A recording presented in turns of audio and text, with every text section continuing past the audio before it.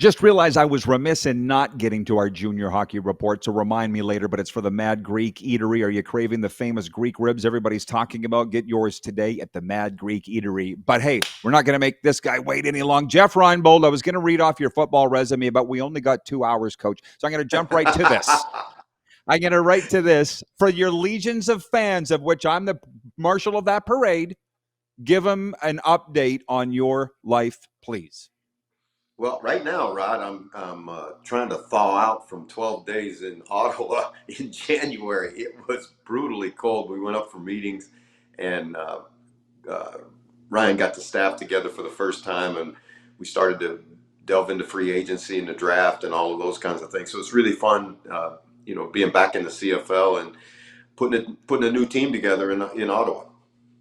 Okay, well, listen, the last time we saw, and congratulations on that deal, by the way. I'm watching the Hawaii Bowl, and somehow you guys pulled that out. I was worried at halftime. Take me back to that game, if you don't mind. Well, we really didn't play very well on defense, particularly the first quarter. I think it was 21-0 after the first quarter, and our offense just kept chipping away, and then we got enough stops. I think we played pretty good defense, excuse me, from the first quarter on, put ourselves in position. Special teams blocked the punt, all the things that, you talk about as coaches all the time that you got to be able to do is, not give up explosive plays, do something good in the kicking game to turn the field. We did all those things, and then one of the coolest things I've ever seen happened at the end of the game. Our quarterback gets hurt. He has to come out. We're on the 12, I think about 12 or 15 yard line going in to try and win the game, and we could have kicked a field goal and got out of there and gone to overtime. But Timmy put the backup quarterback in and throws a post, and we hit it for a touchdown and to put the game out of reach. And it was really significant because, when you're talking about a place like Hawaii, is a place that doesn't have, all the big things, all the facilities, all the money, all of it, and you're playing University of California, who's a ACC school, and Power Four school, and for our fans and for our kids to, win that game and actually start the season with a win over Stanford and end the season with a win over California. I guess we're champions of the Bay Area. Yeah, well, I was watching it because of you, and I'm like, oh my God, they're going to pull this off, are they? And then they did. So congratulations, and another ring for you. And then back to the CFL, which I will come back to. Ryan in upstate New York writes in, he says, hey, Coach Reinebold, great to see you on the RP show again. The last time wasn't Super Bowl, but that was one of the best times at Super Bowl. I guess it would have been 58. And you're going to Super Bowl 60. Maybe you're there already. I mean, what do you expect? No, I'm gonna go in and tomorrow, and I'm really expecting a great football game because these are two really good football teams, really well coached, very balanced, very much the same, in that they're gonna win. They're going to win primarily on defense, and if their quarterback doesn't screw it up, they're going to be okay. You look at Seattle. Seattle, to me, Rod, right now is playing the best football of anybody, and they're hot. The Patriots obviously have had a Cinderella story season, from worst to first, and all of that with Mike Vrabel. If he's not the coach of the year, then it's a travesty because, take a team that won 4 games last year and rattle off 11 straight, win 9 on the road, which is incredibly hard to do in the National Football League. But I just really believe Seattle's defense and their ability to run the ball, and if Sam Darnold can just make enough plays, and Jackson Smith-Njigba is a absolute phenomenal talent at wide receiver. My pick is Seattle 21-17 over the Patriots. Well, how do you feel about those that say it's not a great matchup? I mean, I'm thinking you're like me. I'm like they earned their way there, so it's a great matchup for that reason. I mean, there's great storylines in any matchup, but do you like it? I think it is a tremendous matchup. I mean, anybody that would say it's a bad matchup, I don't know. Maybe they wanted some of the quote marquee or the expected teams to be there, But listen, you got to play who's on your schedule, and you got to win the games that you got to win to get to the next round. And both of these teams have done that. I thought the Rams going into the tournament, I thought the Rams were the team that I would have picked because of their ability to score.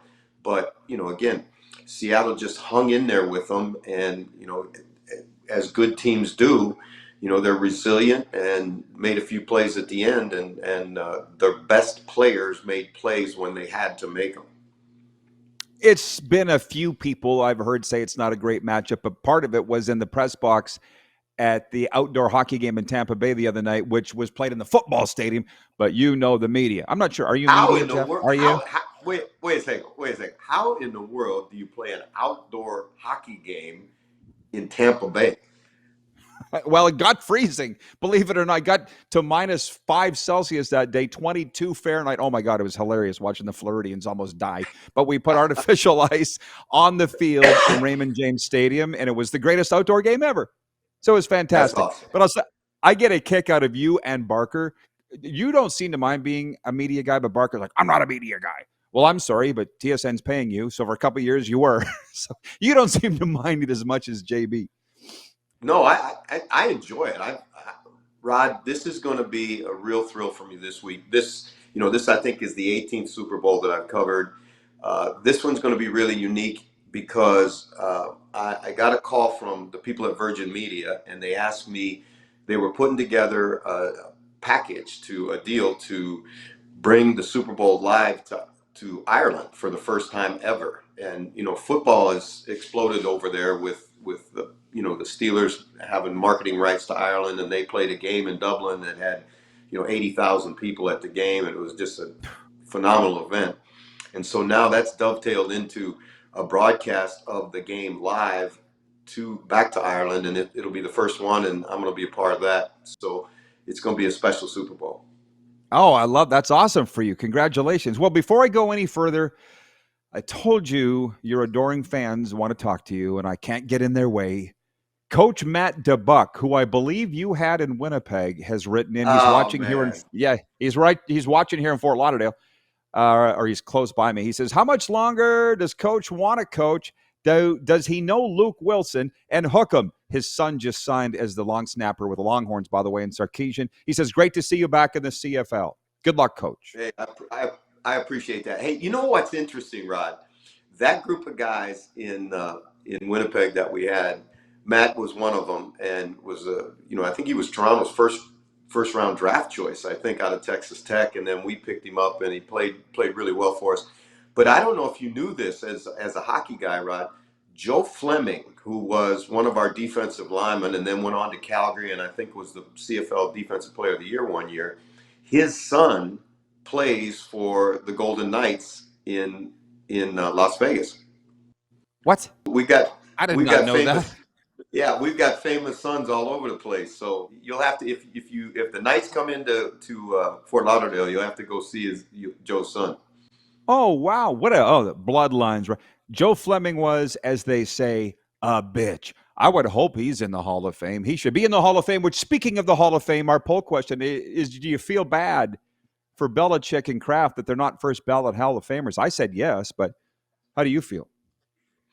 Well, here's the thing, right? I mean, is there a morals clause or in the Hall of Fame? I mean, it's the same deal with Pete Rose in baseball. Pete Rose, one of the greatest baseball players. It's called the Hall of Fame. It's not a character hall. It's a Hall of Fame.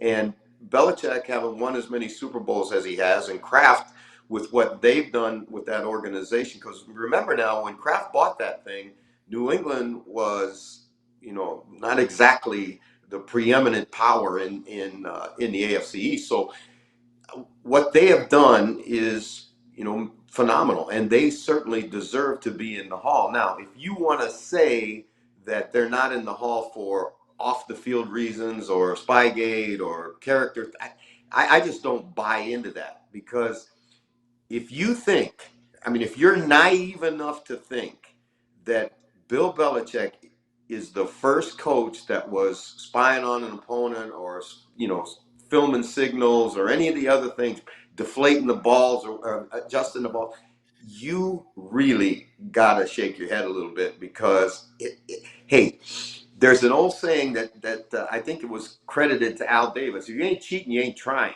And it's just the nature of sport. sport is so competitive, and I don't care about, you can say the NFL, CFL, NHL, Major League Baseball, everybody's looking for an edge all the time. And if you got to work the gray area, you're going to work the gray area.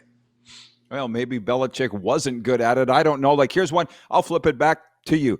When I first got into the CFL, early on, Danny Barrett was our coach, and who was getting nailed all the time for cheating was Don Matthews. So I remember saying to DB, I'm like, oh, does this go on? He goes, oh, with other team, but not us.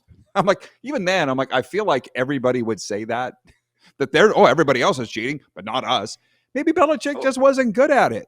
I don't know. Well, again, I think they got a little brazen, but certainly, like the paranoia that runs rampant in coaches is like, it, Rod, because you've been around enough coaches. And so, I mean, like, we're getting ready for this is a case in point. We're getting ready for the bowl game, and there's a parking structure right outside where we practice. And so, we posted guards in the parking structure. Now, I mean, you can get all you need to know off of film. You don't have to do that, but I mean, it's just the way the business works, and it's it's frankly more normal than it's abnormal in not only there's high stakes, anytime there's high stakes. Sure. Well, and the Astros didn't help their case either. But you must have worked with Jamie Elizondo somewhere in your stops. Yes, I have. Yeah. Well, when he was coaching, was it Ottawa? Maybe it must have been Ottawa. I stood on the corner of the field at a walkthrough and took a photo, and he had me kicked out of the stadium. Jones was our coach, and Jones was like, what's he kicking you out for? If he's so stupid to put his personnel out there in a walkthrough, he deserves to be cheated on. But because in hockey, I'd never been kicked out of anywhere. Hey, Rod, one time I'm doing a Grey Cup for TSN, all right? And so, they give you access to the CFL is much better than the NFL. The NFL, you can only watch the players warm up. CFL, you can watch them practice the whole practice if you want. So I'm out there watching practice, and Don Southern was the defensive coordinator for Hamilton at the time. And he had all the players change their jersey numbers, and then instead of having 12 players on the field, Don had 18 guys on the field. So you couldn't tell who was who or what they were playing. I tell you what, they still talk about that guy. Sudsy, they called him, right? Don Southern. Well, Yep. Speaking of that, Ted in Red Deer writes, and he says, I'd love to get Coach Reinebold's thoughts on this. Who was your favorite head coach to work with? Wow, that's really a broad question. I've been really lucky, Rod, to have worked with a lot of really guys. I think the guy that epitomizes more to me what I would like to be as a coach, or what I think an outstanding football coach was a guy named Dick Vermeil, who obviously people remember for him in winning the Super Bowl with the St. Louis Rams. He took the Eagles to the Super Bowl, beat a unbeatable Ohio State team at UCLA when he was coaching at UCLA. Coach was the best handler of people, which is, you got to connect in this business. And if you can connect with your players, you got a chance. And I think that's one of the things that Mike Vrabel's done very well and spent a lot of time on working on connection. He had a great quote, Rod. He said, we'll have all kinds of different personalities in our locker room, but we'll only have one mentality in our locker room. And I thought that was really well said. So I would say Coach Neal. And then I had, late in his life, I had an opportunity to spend a lot of time with Don Matthews, and that was precious. Continue. I'm spellbound. Go ahead. Well, Don was one of those guys that was, again, he always used to say, you got to live on the edge, right? He was living on the edge. That was his motto. And, he was a kind of a lovable scoundrel. I mean, I loved the guy. And, there are a lot of people. Don had a very strong personality, which I don't think is a bad thing, but I just really felt like he was so good for the game of football and so good for the Canadian Football League. And, you talk to his players, there were an awful lot of them that would, the proverbial run through the wall for the guy. And that's the way they felt about him, because he took care of his players. And, that was at a time when it was really the old school mentality, like full pack Jack go to and you had to, practice them in pads and knock them to the ground. And you go to Don's practices and, they wouldn't even have shoulder pads on. And he understood way before his time how important it was to keep the players fresh, both physically and mentally. And you see a lot of the things that he instituted in the CFL all the way back in the 80s are now normal in professional football. Well, you must remember Victor Stevenson, the great offensive lineman Vic Stevenson. He said, they didn't have a dress I had code. an opportunity. Yeah. I had an opportunity to be on the team with Vic. Vic's a great dude. Oh, yeah. And he said we didn't have – he goes, we'd see every team going through an airport in suits. We're in T-shirts and shorts and sandals because Matthews was like, you win on the weekend, wear whatever the hell you want. I don't think and that's what? changed. He used to have it. He used to, and we incorporated it. I didn't win. I can't even. I never won very many games using Don's tactics, but we used to have a thing we called sunglasses and sandals, which was the day before the game. You went out in whatever you wanted to wear, and it in Edmonton, they used to have a hat day celebration on walkthrough days that the guys would come out with these crazy hats on, and that's all part and parcel of brought to the game. I remember watching him work out one time, and they were going through a special teams walkthrough, and they're working on punt protection. And he's coaching guys, and the long snapper's snapping the ball, and Louis punting the ball while Don's talking. Like most coaches would lose their mind if that was going on. But Don, it didn't bother him. And that's one of the things that really endeared him to his players. Older I get, the more I understand those guys. They didn't suffer Yeah. fools. They were cool, and it was their spirit. I get it. Okay, Yeah. they're going to cut us off. We are on a hard out, so if we get cut off, I apologize in advance, but we just have a couple minutes left. You're heading to Super Bowl 60. What are you looking forward to? Yeah, we have at least 2 minutes. What are you looking forward to the most? Well, Rod, the last time we were there and we sat down and you and I talked, it's that kind of stuff that I'm looking forward to. You remember Carl Eller walking through the radio row and all the people that you're going. It's like a get together. It's like a family reunion for everybody in football. You see people you haven't seen in years. You see players that you coached. You see the madness that the Super Bowl is, because the Super Bowl is a absolute three-ring circus. And when it comes to town, you better be there. And luckily I've been able to be at 18 of these things, and I enjoy it very, very much. What was your favorite? I think my favorite one was the Patriots and the Seahawks, because that was just so unbelievable to me, and it happened.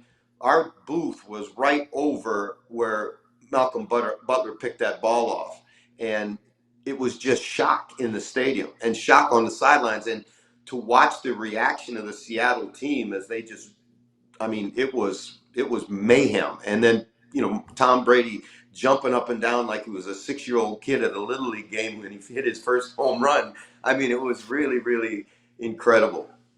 Yeah, that was a good one. For sure. He thought it was over, like we all did. They did what? Yeah, you're going to see that clip a lot. Coach, safe travels, man. Good to see you. And congrats on the honor. All right, Rod. Look forward to doing this a lot. All right, man, for sure. The great Jeff Reinebold. Follow his stuff. Follow him on Twitter at Jeff_Reinebold. And he's doing all kinds of great things on his way to Super Bowl 60 in San Francisco. We'll be right back on the Silver State Sports and Entertainment Network and Game Plus TV.